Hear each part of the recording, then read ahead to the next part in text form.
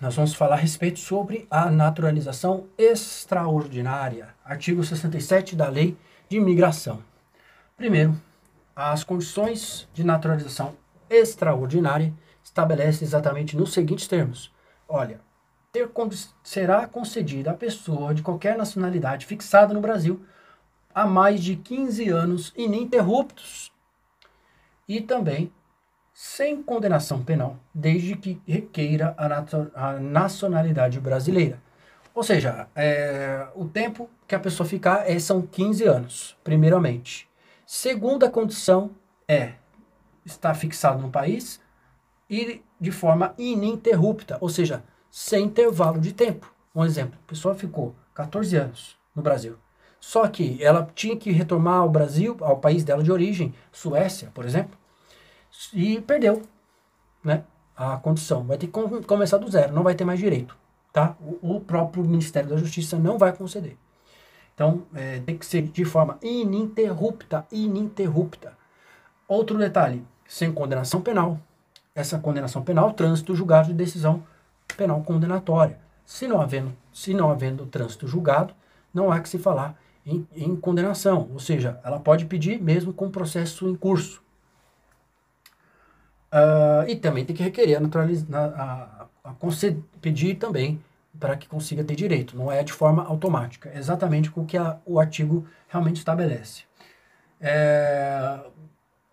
O artigo 68 estabelece as condições para a naturalização especial.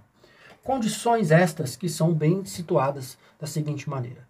Ser cônjuge com companheiro ou a companheira há mais de 5 anos, de integrante de serviço do exterior brasileiro em atividade ou de pessoa a serviço do Brasil, do Estado brasileiro. No exterior, vamos supor que a pessoa ela era cônsul do Brasil, trabalhava no consulado do Brasil, casou-se com uma estrangeira, a estrangeira veio para o país, ficou 5 anos com ela e por ter prestado serviço no exterior, ela pode pedir a naturalização. E aí casado também por um período de 5 anos. Seja ou tenha sido empregado de missão diplomática ou repartição consular no Brasil há mais de 10 anos. Não estando casado há 5 anos, em 10 anos estando empregada há 10 anos. Essa é bem interessante condição. Capacidade civil, segundo a lei brasileira.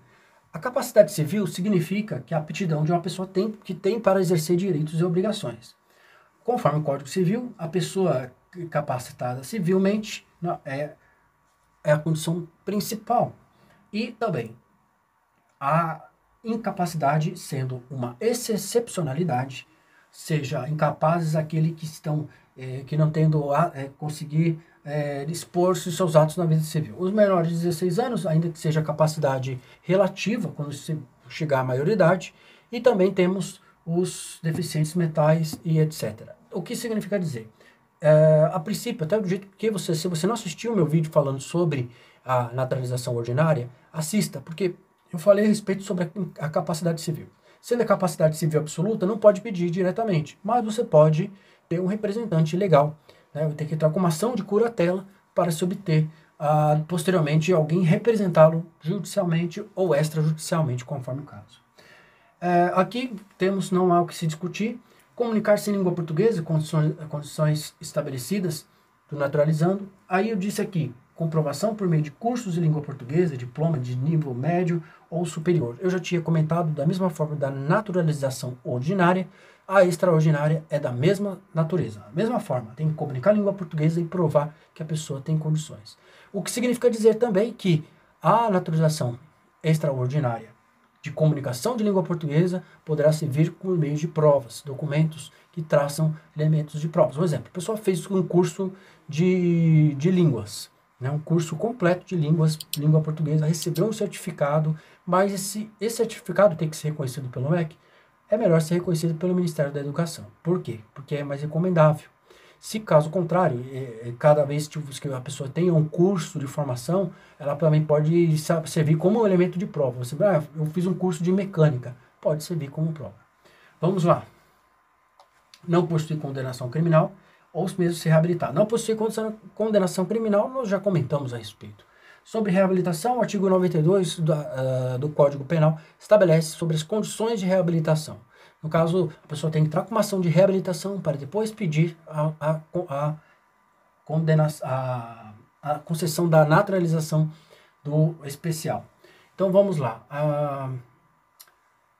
Aqui não possui condenação penal. Aqui eu digo que não tem nenhum tipo de condenação criminal transitada em julgado. Processos em curso podem atrapalhar a condenação, a naturalização, no caso? Claro, com certeza. Se houver processos já transito julgado, não há condição de atrapalhar, de obstaculizar o pedido. No entanto, se o processo estiver andando em andamento, não havendo trânsito julgado, pode pedir sim a naturalização.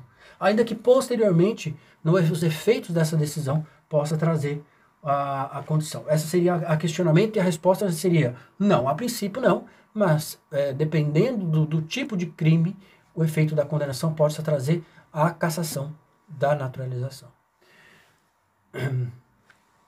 Essa seria a resposta que eu deixo claro no tocante, se a pessoa adquiriu, ela pode, se o crime for específico, se o crime não for específico, ela não perderá a naturalização, depois da sentença criminal de trânsito julgado.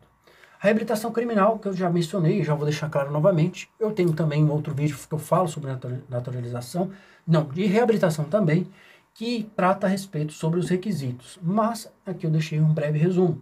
Um benefício jurídico criado com o intuito de restituir o condenado ao seu status coante, o status anterior, ou seja, para a sua situação anterior à condenação, retirando-se da sua ficha de antecedentes criminais as anotações de espécie negativas, o que significa dizer que vai retomar ao estado anterior. Essa seria a condição interessante. Bom, agora eu vou encerrar este vídeo, agradecendo você que nos assistiu.